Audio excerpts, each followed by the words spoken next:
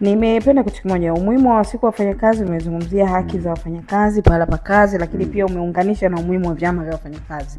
Tumeona tayari umeshatuambia kwamba hivi kuna chama kilianzishwa kikawafaidisha pia wafanyakazi. Tuzungumzie tukio la Mei Mosi kitaifa, siku ya tarehe 1. Tarehe 1 ya kitaifa inafanyika Njombe. Njombe, na maandalizi yanaendelea vizuri, na uzuri ni kwamba tunapata taarifa mara kwa mara za kinachoendelea Njombe. Okay. Kwa hiyo sisi tunawatakia kila laheri huko Njombe, na imani mkuu wa mkoa pia naye anatoa ushirikiano mzuri sana kule Njombe.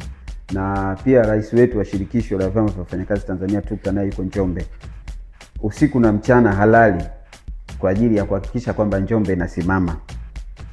Lakini mbali na Njombe, sisi kwetu Dar es Salaam sasa.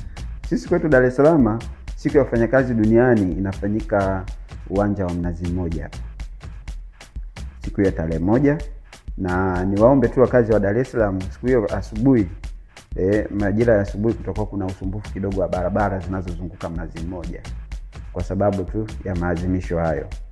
Nafikiri utaratibu utatolewa vizuri na vikosi vya ulinzi na usalama. Kamati ya usalama pia ya mkoa itatoa maelekezo namna gani barabara zitakavyokuwa zinatumika kupitia maafisa usalama wa barabarani. Lakini tukio tunatarajia kulianza saa 12:30 kwa maandamano. Maandamano haya yataanzia pale Mnazi Mmoja stendi, kwenye stendi ya mwendokasi mpya, yatazunguka kuelekea jengo la kuelekea viwanja vya Mnazi Mmoja, ambapo kuanzia saa 2:30 saa 3 tunatarajia kumpokea mgeni rasmi.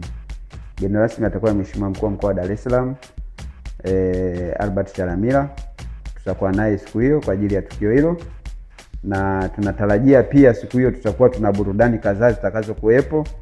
Kwa hiyo kwa umuhimu wa hiyo siku ya wafanyakazi duniani, kwa umuhimu hiyo siku, mimi niombe wafanyakazi wasibaki nyumbani, waje washerekee kwenye hiyo siku yao ya wafanyakazi, kwa sababu ndio siku pekee ambayo mfanyakazi amepata uhuru na haki ya kusherekea siku yake ya wafanyakazi.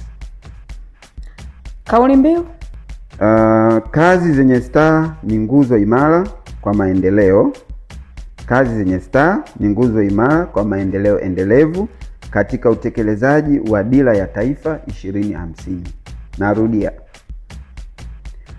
Kazi zenye staa ni nguzo imara kwa maendeleo endelevu katika utekelezaji wa Dira